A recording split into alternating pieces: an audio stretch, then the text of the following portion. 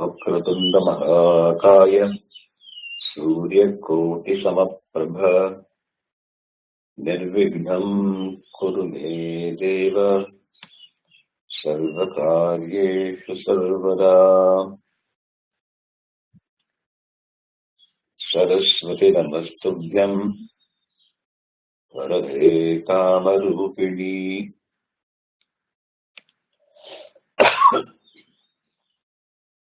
विद्यारम्भं करिष्यामि सिद्धिर्भवतु मे सदा।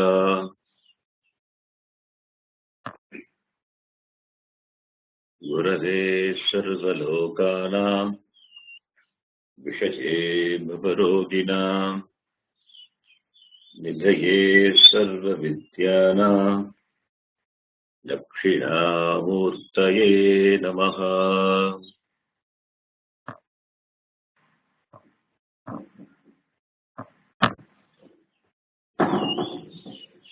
ईश्वरो गुरुरात्मेति मूर्तिभेदविभागिने व्योमवद्व्याप्तदेहाय दक्षिणामूर्तये नमः।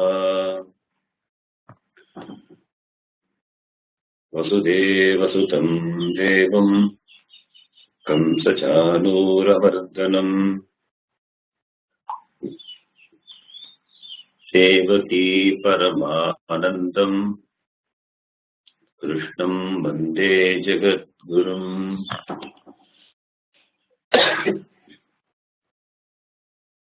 श्रुतिस्मृतिपुराणानाम् आलयं करुणालयं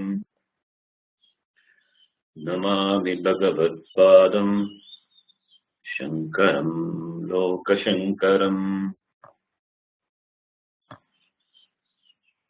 सदाशिवसमारम्भां शङ्कराचार्यमध्यमाम् अस्मदाचार्यपर्यन्तां वन्दे गुरुपरम्पराम्।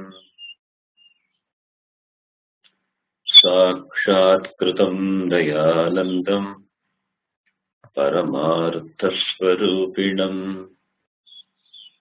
तत्त्वज्ञानप्रशास्तारं प्रणतोऽस्मि परं पदम्।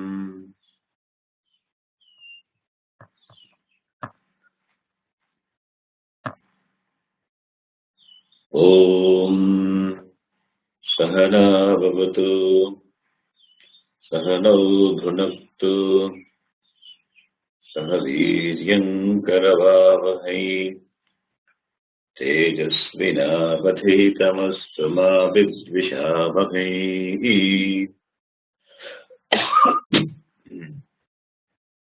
ॐ शान्ति शान्ति शान्तिः।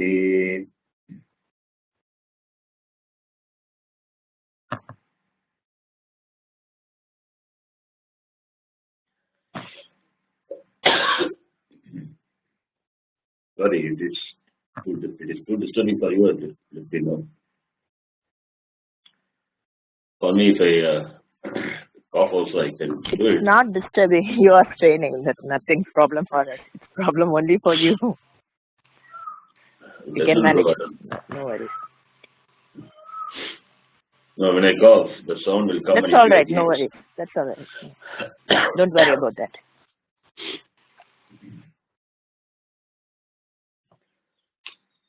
स्वार्थाय प्रतिबोधितां भगवता नारायणेन स्वयं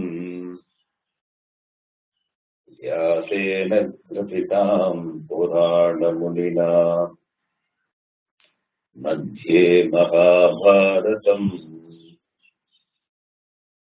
अद्वैतामृतवर्षिणीं भगवतीम् अष्टादशाध्यायिनी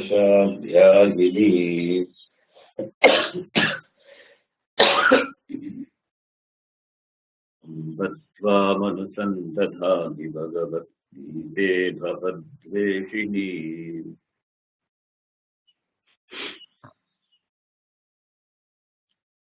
After some break, We are continuing our Gita class. I don't want to give a long break, that's why I resume my class today. Though my throat is not good, but still want to resume. Otherwise, there will be gap. We'll forget the thread of the discussion. So I'll try to do as much as possible today.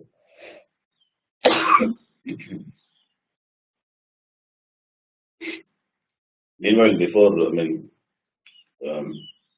we take up any other text for study, like this after Tattva Bhada, doing Tattva, we will do Gita for some time.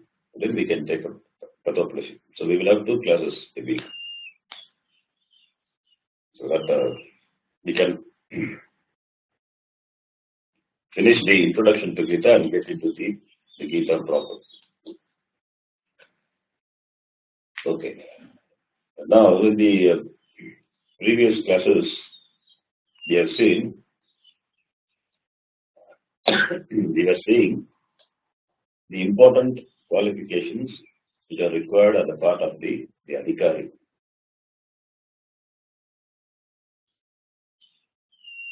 The important qualifications with regard to pursuing Vedanta. The adhikaritvam is very important in that context.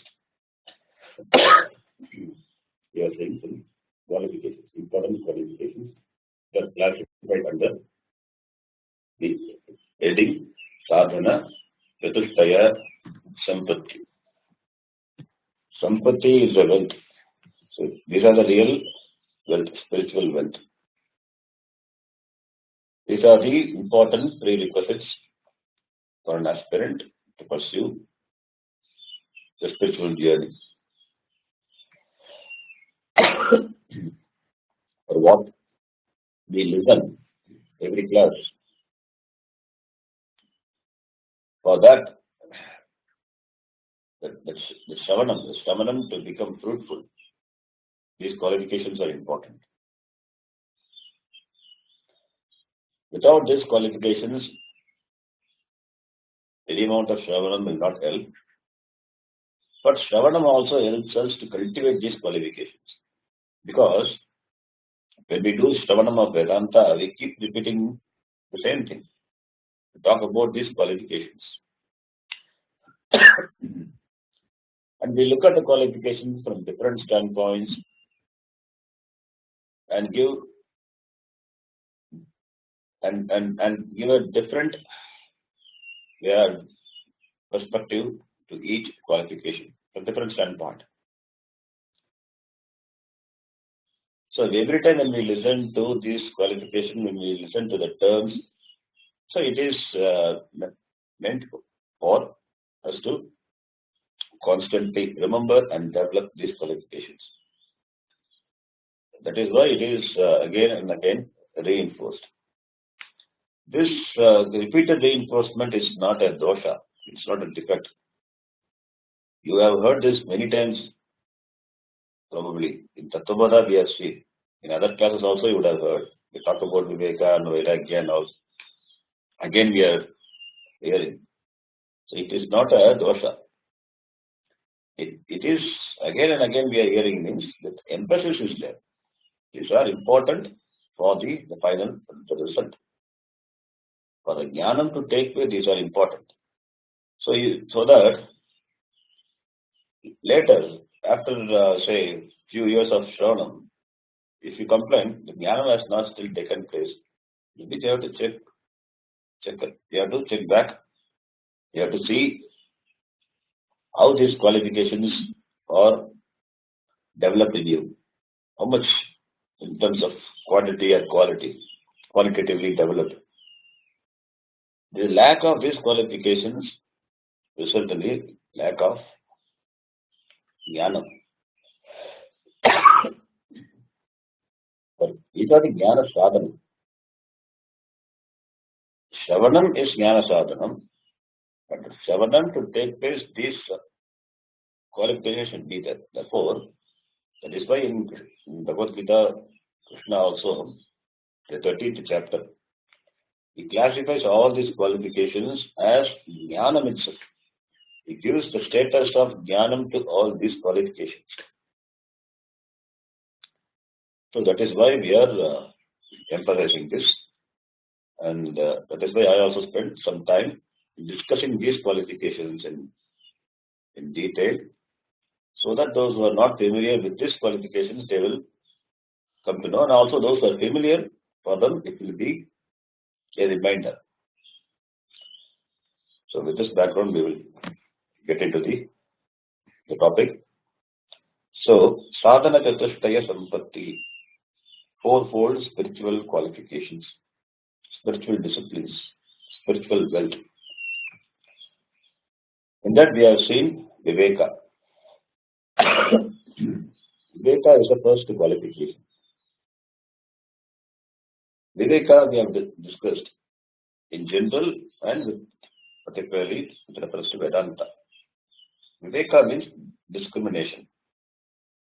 In the context of Vedanta, it means discrimination, discriminating the real and the unreal things.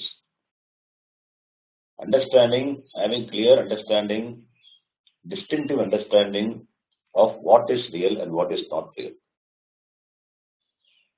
Because there is always a mix-up of taking the unreal for the real and real for the unreal. But anyonya overlap of these two things is there in our perception. So that is the result, that is the problem of all confusion and the consequent problems. So therefore discrimination is important. So once you have the clear discrimination by vichara, by inquiry, the inquiry could be a general inquiry, or could be an inquiry with, or inquiry could in line with the Shastra. If you come under the Vedika Parampara, the inquiry will be in line with the Shastra, Vedika. So that is the first qualification, Viveka. Once Viveka is developed, it is established in you, then the Viveka will lead to Vairagya. You know what is real and you know what is unreal. The Viveka Buddhi is there. Once you develop the Viveka Buddhi, then you will not pick up what is unreal. So you will drop the unreal and you will go for real. But going for real, it has got another name, that is called Mumukshutva. That is what is real is. So I want that real thing. So you move away from what is not real. That is Vairagyam, and go towards what is real. That is Mumukshutva. The Mumukshutva is the last qualification, is going to come. We will see that. Now, this Viveka, it leads to Vairagyam. Vairagyam is, you drop that which is not real. That is not going to help you in your pursuit.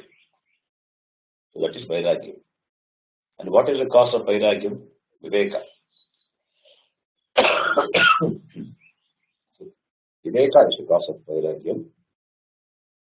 And we saw Vairagyam, it means objectivity. That is the best translation for the word Vairagyam. So Vairagyam means dispassion, desirelessness, but being objective to the person, to the objects, to the situations in life, without coloring it with our perception, with our ideas. That is called Vairagya.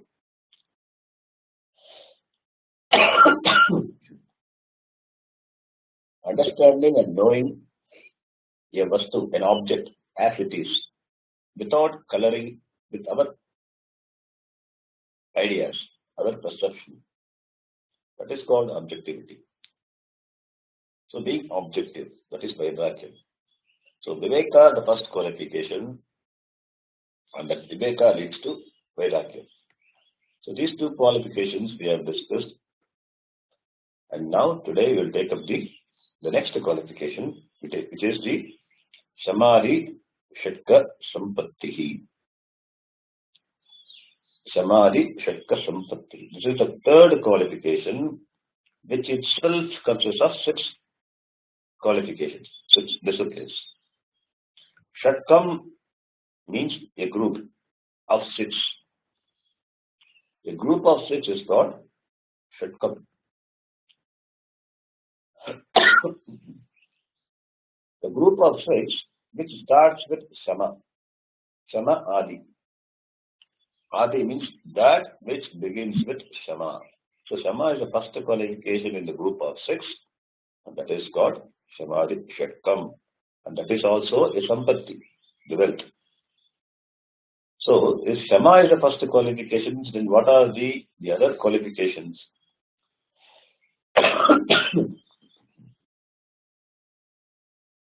Shama,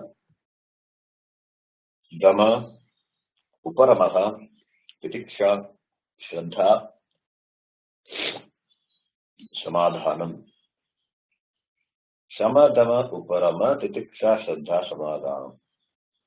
These are the 6 qualifications in the group of 6. So now we will take up one by one and discuss what it means. What it means and what are the significances of these qualifications and how to develop these qualifications. So that will be the discussion now. The first qualification is Shamaha. Shamaha literally means Shanti. The word Shamaha, it is derived from the verbal root Sham. From the same verbal root only Shanti. Shanti, that also derived. So Shamaha means Shanti, peace. Peace of what? Peace of the body? No. Peace of the mind. So Shama itself implies mind, the composure of the mind, that Manashanti, mental peace, that inner composure. That is what is indicated by the word Shamaha. So to come to pursue Vedanta, to listen to Vedanta, we must have Shama, some amount of inner composure is required.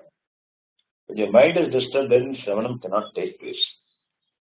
If your mind is somewhere else, then Shravanam cannot take place. If your mind is filled with fear, anxiety, worry, any other disturbances, then Shravanam will not take place. Therefore, it is the important qualification.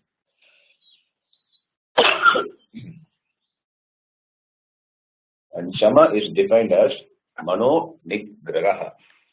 Mano Nigraha. Manasaha Nigraha. That is, you have mastery over mind. Mastery over mind is called Shamaha. The word Shama is translated in some books as mind control. Really speaking, it is not control. Swamiji doesn't appreciate this translation, control. Nigraha doesn't mean control. Why we say that? When you say control, I have to control the mind. I must control the mind. It means the mind is something like a bull which has to be tamed. So the bull is rebellious. So when the mind is also rebellious. And there is a war between the mind and you. So I have to control the mind. When you say I have to control the mind, then some sort of enmity is developed between the mind and you. That inimical attitude, it comes when you say I want to control the mind. Already we have so many people outside who create problems for us every day, and we have to deal with them. In addition to that, why should I fight with my mind also? That becomes another problem. That fighting attitude is not good for Vedanta people. This fighting attitude, it creates disturbance, disturbance in the person. Therefore, instead of instead of making your mind as your friend, by controlling, you are making it so mean. You are making it a slave to obey you. Mind need not be a slave, can be a good friend. For that, you don't have to control the mind. So, what you have to do is, you have to tap the potential of the mind for your spiritual growth. That is why we translate Shava as mind management or mastery over mind. Therefore, Mano Nigraha, it means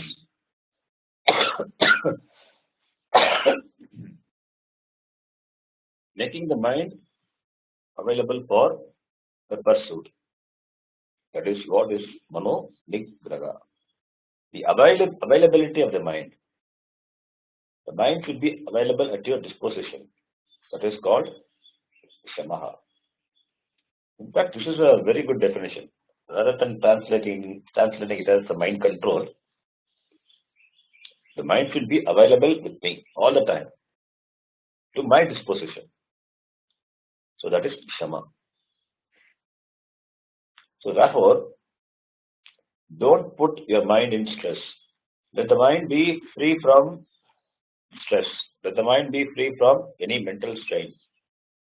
So when the mind is free from mental stress, then it is available to you for your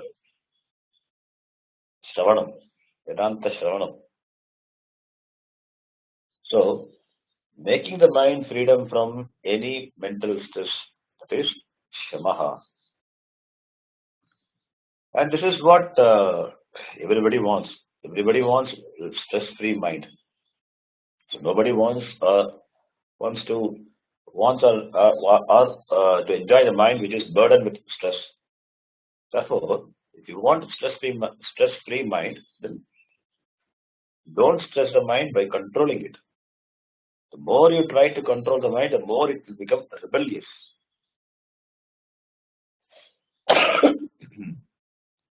So instead of trying to understand the mind, we just want to control the mind. That is not correct.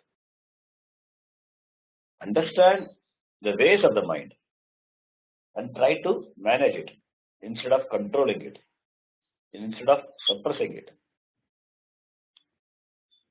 Mind is an instrument. As an instrument, the mind should be available for me to operate. Mind is like a car. You know the controls of the car. So once you know the controls of the car, you can drive it safely on the road. So the proper steering takes you to the right direction you want to go. Similarly, the mind is also like a car. So know the mechanism of operating the mind. Not knowing the mechanism of operation, if you steer the mind will not help us. More than helping, it will damage our life. Therefore, the problem is not with the instrument as such. The problem is with the operator of the mind. If the operator knows the nuances, then the mind allows the operator to enjoy inner peace. Mind allows the operator to enjoy stress-free mind. Therefore, mind being an instrument and making the mind available as an instrument, it is called Shama, which is an important qualification. And some people, they think Mano Nigraha, it means to stop the mind. To control the mind means to stop the mind, to stop the mind from functioning. Mano Nigraha doesn't mean to stop the mind. It doesn't mean to still the mind.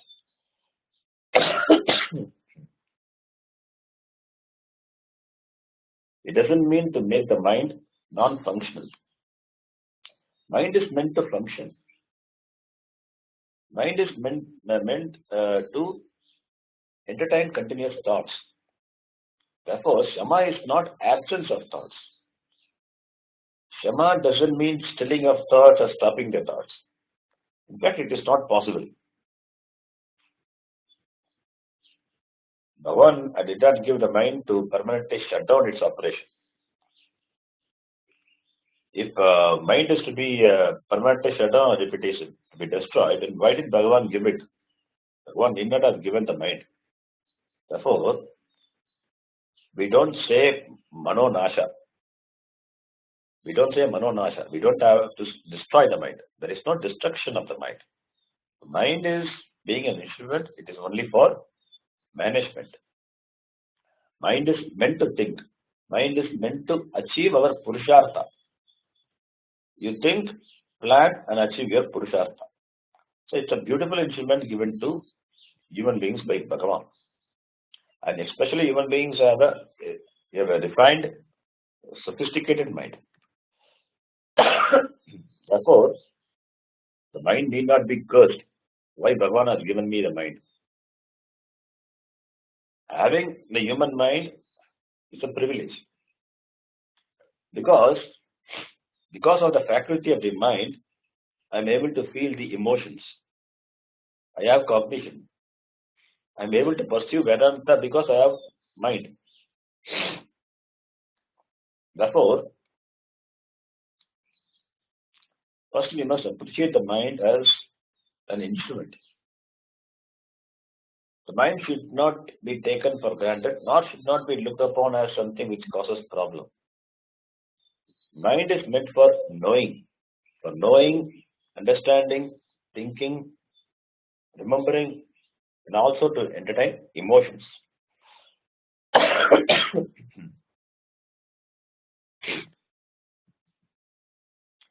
Mind is a seat of emotion as well as a seat of knowledge.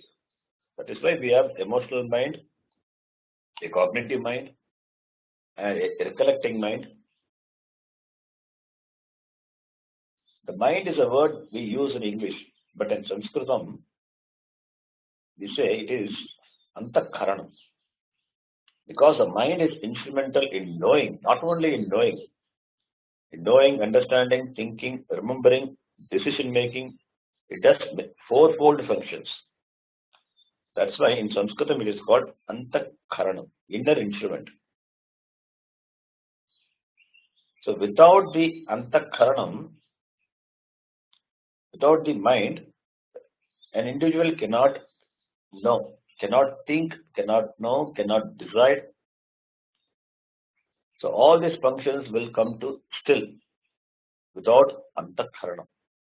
In fact, all the sense organs, like eyes, ears, and other senses, as well as the sense organs of action, they also function only with the backup, only when being backed up by the mind.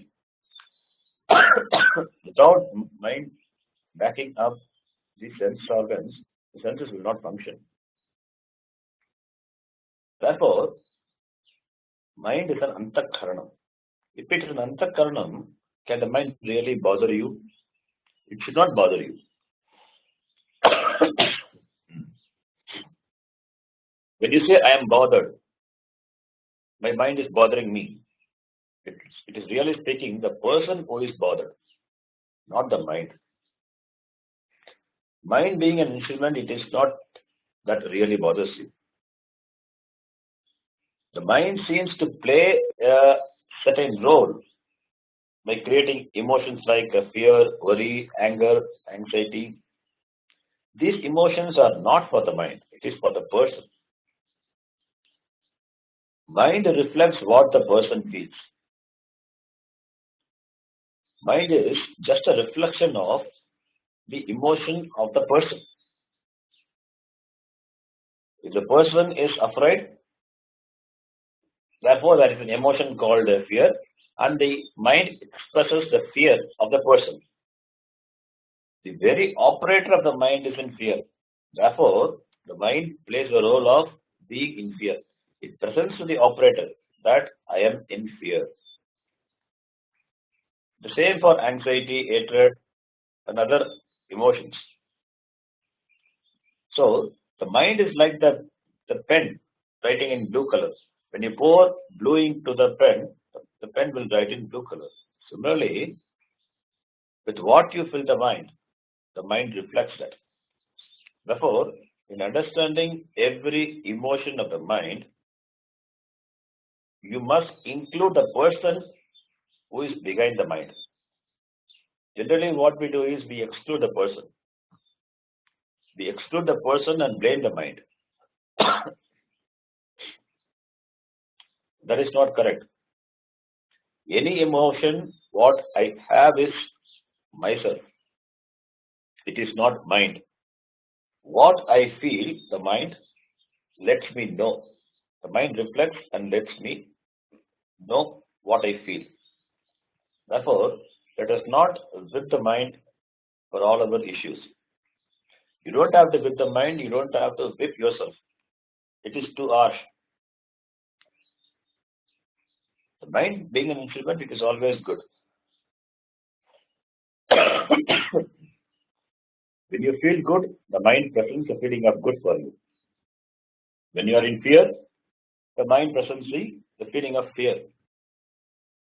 The mind presents what you are. When you are in anxiety, the mind presents the condition of you. It is just a presentator. It is just the presentator. The mind doesn't compose its own script. You have the script in the form of emotions. That is a person. That is a basic person. The mind, what it does is, it presents a script to your attention. It brings the script to your attention. It lets you know what emotions you have now. So once you know, once the mind presents the emotion, you being the composer of the script, whether to follow the script or you want to rewrite the script, that is your choice. That is purely your free will. When you become agitated, the mind becomes agitated. When you become angry, the mind seems to be angry. So the very fact that you can feel emotion itself shows the mind is not you. The mind just gives you an indication of what you are now, and it gives a warning that those emotional areas are to be addressed immediately. But what we do generally is, instead of attending to the problem, we whip ourselves and whip the mind too. That is called mind mismanagement. Therefore, Shama means paying attention to the mind, addressing the problem of the mind, so that mind is not in problem. So addressing the problem of the mind means you are addressing the problem of the person, so that the mind is available for your pursuit. Therefore, the understanding the mind and maintaining the tranquility of the mind for the Vedanta pursuit is called Mano Nigraha.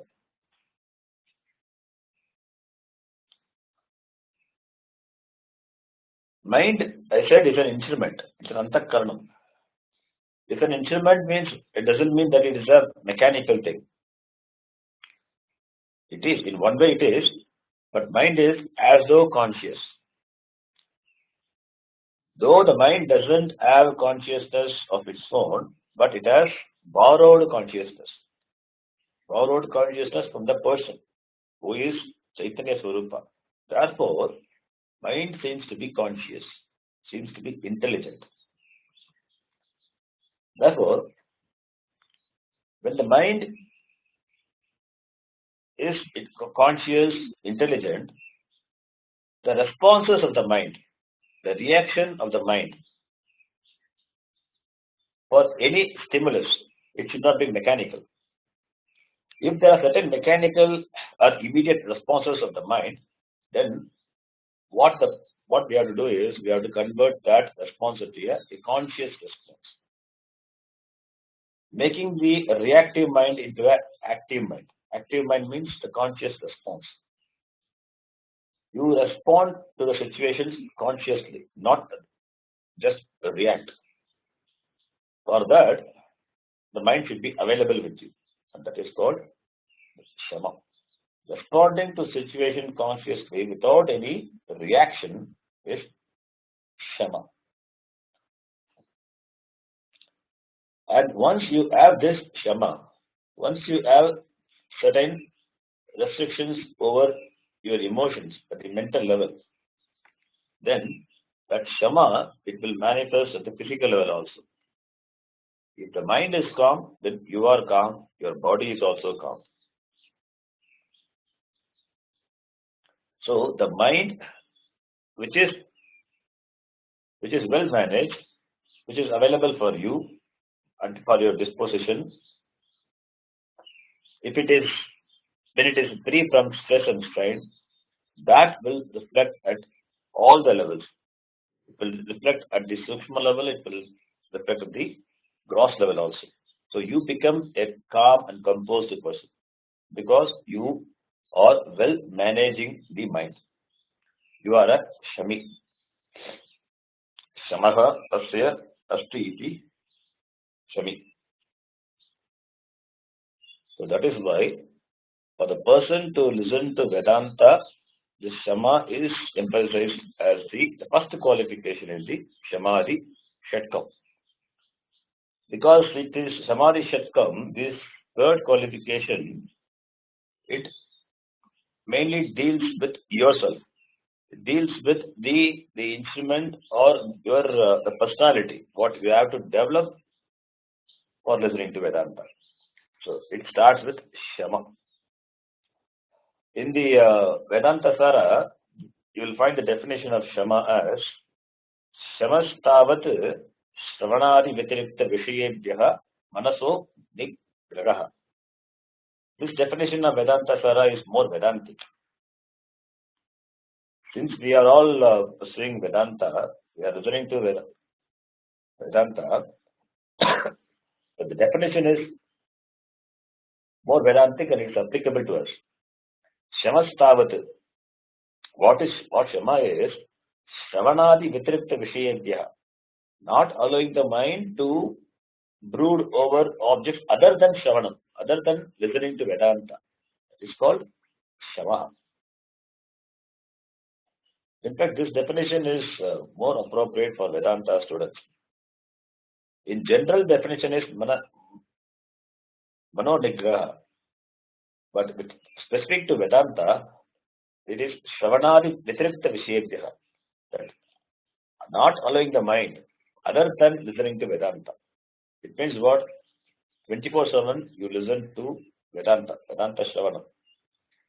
Vedanta Shravanam means not literally always listening. It means you entertain what you studied, what you listen, and you practice what you listen. That is what is Shama is. Not allowing the mind to go anywhere it wants. Making the mind focused on a particular topic, on the particular pursuit. That is called Shama. And now, what is the significance of this Shama, this particular quality? As I said, Shama means Shanti. If Shama is not there, Shanti will not be there. Peace of mind will not be there. Even if Shama is not there, there cannot be even relative happiness in the Vyahara. In the relative world, there will not be even relative happiness. Krishna says in the Gita, Ashantasya kutas sukam, second chapter, 66th shloka, the context of Sutta Prajna Lakshana, he says, if the person doesn't have Shama, how can he have happiness? Even in the Vyavaharika, Samsara, Jivanam, if Shama is not there, even that relative happiness is not possible. When relative happiness itself is not possible, then what to talk of moksha? We are talking about moksha. Therefore, for moksha, we need Shama. And even from the standpoint of your physical health, Shama is required. Because the mind and the body, they are connected. Both are the instruments. One is the Antakaranam, other one is the Magikaranam. Both are Karanam. So, Antakaranam has to be healthy and Bhakya Karanam also has to be healthy. In fact, many health issues can be attributed to the inner conflicts. inner conflicts. If you have certain physical problem, then it can be an indicator of certain inner conflict. For example, the life situations are so difficult for you to handle that you feel like sitting on fire. It means then there is a chance that you have piles problem. Certain emotions, what you feel, that manifests in the form of a physical problem. So, either the problems created by the external situations or the internal conflicts, the effects on the body can be seen very clearly in connection with the mind. Therefore, if you maintain a good and a healthy mind by Shama, then you remain balanced, then you have time for yourself, you have time for Vedanta. And the third important significance, which is very important for us, is Shama gives us certain mental time. It makes the mind available for me, for my pursuit. If Shama is not there, then forget Vedanta. Therefore, first we will have Shama, and then Vedanta pursuit will start. In fact, the efficacy of this Vedanta class will be in proportion to Shama. It doesn't mean that you must have 100% Shama. 100% Shama is not possible. 100% Shama, if at all, if it is possible only when we have Atma Jnana. Therefore, some amount of Shama is required. And finally, the Shama, it also helps us to develop other qualities, which is going to come, like Dhamma, Uparamaha, Titiksha. All the qualifications can be developed once we have Shama. So these are the significance of having Shama. And now, how to get Shama? What is the Upaya? What is the means for Shama? First of all, if our mind is disturbed, we must acknowledge the disturbance of the mind. We must acknowledge the emotional reactions of the mind. We should not deny the condition of the mind. Suppose if you are angry, accept that I am in anger. Because the anger is not something which you deliberately entertain. It comes, it happens. Similarly, fear also. If you have fear, first you acknowledge, yes, I am in fear. Fear is there, that you acknowledge. Generally, what people do is they have the tendency of denying. They think that denying will solve the problem. But denying will not solve the problem. Because we think we are the only person to have this problem. Therefore, we want to deny it, and we think by denying the problem, the problem will get solved. No, the problem will not get solved. The problem will, in fact, will get worse. Therefore, the first step is acknowledgement. Acknowledging that I have this emotion. I have anger. I am angry. I am in fear. That acknowledgement is the first step to solve the problem. First, you accept that my mind reacts, and that reaction, it comes often. So you have to acknowledge that, and you have to do it without being judgmental. This is important. When you say that the mind has the emotion of fear, as the emotion of the anger, that is acknowledgement. That is acknowledgement. Don't say that I am a chicken-hearted person or I am a fearful person. No, that is judgmental. So without being judgmental, we have to acknowledge any emotions. We should not label it as negative. There is nothing called negative emotions. So when you describe certain emotion and when it creates disturbance, you acknowledge, yes, it is there. Don't label it as negative. So you look at the emotions objectively and surrender. Then you will see, once you acknowledge, then you will have space, certain inner space. And in that inner space, you will see all those emotions as a release of something in the past. These emotions, they always have a background. They just don't come up like that. It has a certain background and it finds a certain time, certain occasion for it to come, to release. So now, when the emotions are released, what you have to do is you have to observe the emotions and see it as a release of some things that happened in the past. Suppressed anger is now getting surfaced and it is now released. So it is a release. Any emotion is nothing but the release of certain experiences in the past.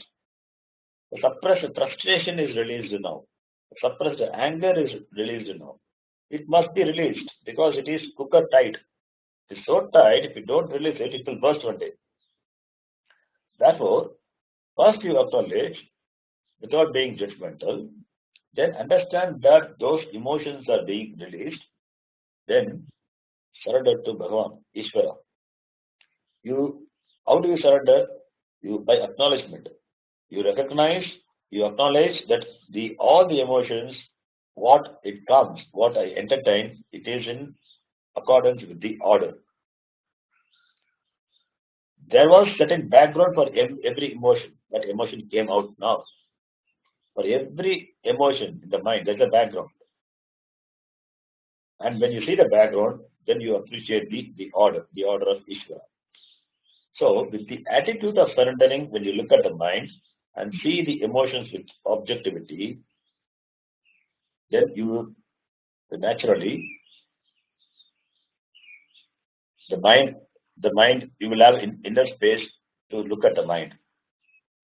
So here only all our religious practices, the religious life, they come into picture. If you have the background of religious practice, then your bonding with Bhagavan, Ishvara becomes easy. My appreciation of my relation with my Ishta Devata, my Bhagavan, it makes me relaxed. So that remembrance or bringing Ishvara in terms of understanding the background and how the emotions manifest now, that it makes us feel relaxed. So the more the bond you have with Ishvara, the more relaxation you will have. The stronger is the bond, the stronger is the relaxation. The more you will be able to handle the emotions. Handle the emotions means you see the background of the emotions and you see the effect of it now. You understand the emotions. You don't blame yourself. You acknowledge that you will see. You will see then it's all the play of Ishvara. And you can handle emotions very well then. If you can handle emotions, then the mind will become very light and fit for the study of Vedanta. When you handle emotions with this idea of bringing Ishvara and appreciating the Ishvara, the order behind the emotion, then none of the emotions will stay for a length of time. You will not be in anger for a length of time. Anger comes, but when you understand the reason, the background behind the anger, then the anger disappears. Slowly you will find the intensity and also the time for anger to diminish, those things will reduce. It means you have more understanding, you have more shama. And all of the religious practices, your connection with Ishvara, it's all very helpful in handling the mind, handling the emotions. That is why puja, chanting, all these techniques, they're also techniques only, meditation. They're all very helpful for developing shama. Even some people, they go for a walk. For them, it's way of nourishing the mind. So you can do whatever you like and bring the mind back to the normal state. When it crosses, when it goes away from the normal state and bringing back to the normal state in less time, that is called the shama. For that, we can take the help of connecting to Ishvara through various forms of prayers, through various forms of meditation. So we can bring back the mind